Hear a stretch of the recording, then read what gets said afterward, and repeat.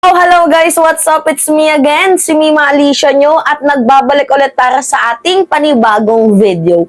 So, sa unang part ng ating vlog guys, pinaliwanag natin na itong si Alice Guo ay medyo nadulas nga po sa kanyang exclusive interview dito kay Karen Davila, which is kung matatandaan nga ninyo, 'di ba, na sa Senate sinabi na late register itong si Mayor Alice Guo, which is nagkaroon siya ng birth certificate ng live birth noong siya po ay 17 years old. And doon naman po sa interview niya, exclusive interview niya with Karen Davila, sinabi niya na nakilala niya yung kanyang ina noong 12 years old siya dahil nga po nakita niya sa kanyang live birth, sa kanyang birth certificate. So, hindi natin malaman kung kailan nga ba nagkaroon ng birth certificate itong si Mayor Alice Guo. Kasi nga po, doon palang red flag na yung kanyang sagot. And sinabi niya na hindi niya daw nakilala ang kanyang biological mother, which is napaka-questionable at red flag din, guys. Kasi sino yung babaeng pinost niya doon sa Bamban official page na binabati niya ng Happy Mother's Day.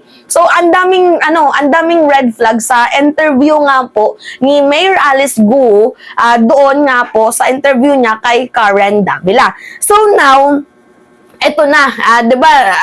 Question nga po guys yung pagkatao ni Mayor Alice Guo, which is kung totoo ba siyang Filipino, kasi pwede siyang maging threat sa ating national security, pwede siyang maging espiya ng China. So, sinagot naman yun ni Alice Guo na sinasabi niya na hindi daw siya spy ng China.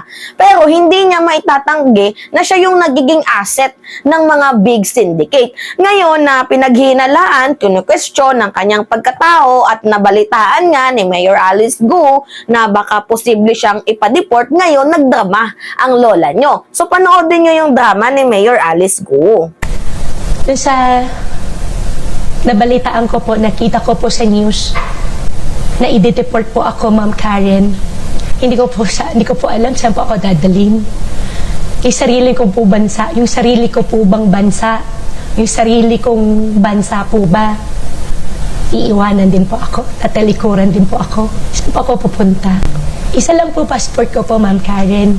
Filipino po ako. Ako po ay isang Philippine passport holder at ako po ay isang Filipino.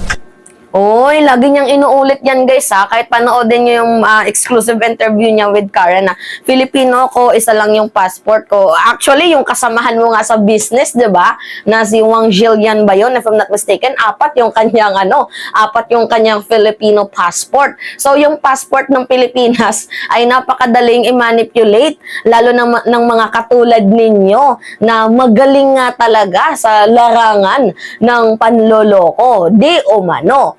So ngayon nga po guys, lagi niyang sinasabi yan na paulit-ulit niyang binabanggit na Filipino passport holder siya, where in fact pwedeng pikein ang Philippine passport ng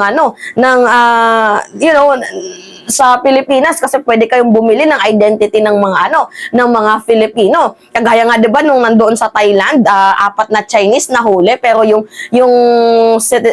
passport nila na gamit is pang Filipino. 'Di ba? So kahit sabihin mo pa na Filipino Filipino passport holder ka, hindi mo pa din maitatanggi sa amin na ikaw ay isang security threat, national threat sa bansang Pilipinas. Not unless na papuntahin mo yung nanay mo. Ang problema nga dito guys, hindi niya daw nakilala ang kanyang nanay dahil ang kanyang drama ay naging bunga lamang daw po siya ng masamang nakaraan, which is yung kanyang nanay daw po ay dating kasambahay. Kaya hindi niya daw po yun ma-open doon sa Senate dahil nga nahihiya siya. Ayaw niyang ungkatin yung kanyang nakaraan. Pero dito sa exclusive interview niya kay Karen Davila, sinabi niya yan na dapat sana doon niya sinasabi yan sa Senate hearing. Tapos ngayon, ang lagi niyang palusot is nautal-utal siya, nabubulol siya. Lagi niya yung palusot guys na nabablangko siya, kaya hindi niya nasagot ng directly yung mga question ni Senator Risa Ontiveros, which is red flag din yun guys. Kasi mautal ka man sa hindi, kung alam mo talaga yung mga nangyari sa buhay mo, hindi ka nagsisinungaling, masasagot mo pa din yan ng maayos, nauutal ka man sa hindi. Pero ang problema dito, lagi pong blanco. Itong si Alice Guo. So ngayon guys, ito yung pag-usapan natin na saan daw siya dadalhin? Kung ipapadeport siya, parang sarili kong bayan, tinatraidor ako. Iniwan na nga ako ng aking ina, iiwan niyo pa din ako. Yan po yung drama niya ngayon. Mayor Alice Guo, gusto ko lang iparating sa'yo, no, na hindi ka po namin tinatraidor or hindi ka namin pinapalaya sa aming bayan. Siyempre, Filipino kami. Natatakot din kami para sa aming bayan. Oo, madami kang nagawang maganda dyan sa Bamban.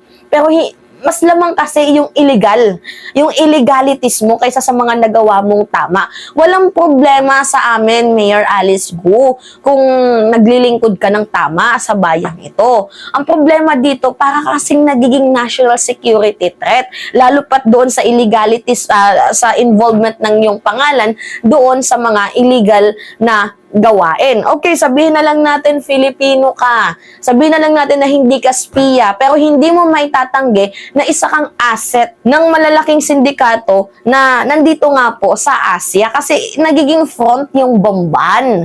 'Di ba? So, ang daming red flag guys sa interview ni Alice Guo kung papanoodin ninyo, pero yung summary lang dito is humihingi siya ng simpatsya. So, inaantig niya ang puso ng mamamayang Pilipino na kalimutan na lang natin tong issue na to. Yung parang ganun yung gusto niyang sabihin. Kasi Filipino ako. Pinaliwanag niya yung pagka-Filipino niya dahil yung nanay niya is kasambahay, which is yung nanay niya kasambahay nga ng kanyang ama. Yun daw yung Filipino, yung nanay niya. Pero nakakapagtaka din naman sa part na pinapili ka ng tatay mo kung Chinese citizen ka or Filipino, pero pinili mo yung Filipino, pero hindi ka naman lumaki sa nanay mo. Lumaki ka sa tatay mo. 'Di ba? Pipiliin mo. Guys, think of it.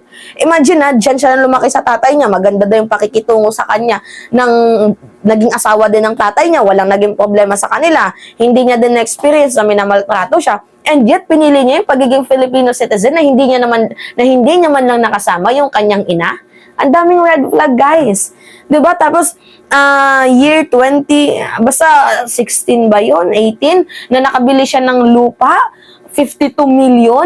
Kaya bang ma-produce yun ng isang nagbababuyan lamang? 'Di ba? Mga luxurious cars. Oh my goodness. Kaya nga po guys, itong naging exclusive interview ni Alice Guo, ang nangyari dito sa kanya, sinira niya na naman ulit ang kanyang sarili. Na instead sana, doon siya dapat magpaliwanag kay tawag dito, doon sa Senate hearing, pero mas pinili niya na magpa-exclusive interview kay Karen Davila na hindi naman siya yung tamang tao para pag-interviewan. Ang nangyari ngayon, mahanapan ka ulit ng another na butas niyan. Kasi ang dami mong pagsisinungaling caught on act-lying ka yung nangyayari sa'yo. So ngayon, sa interview mo, pwedeng mapanood yan na Senator Risa Ontiveros at magbigay ng napakadaming question sa'yo. Right?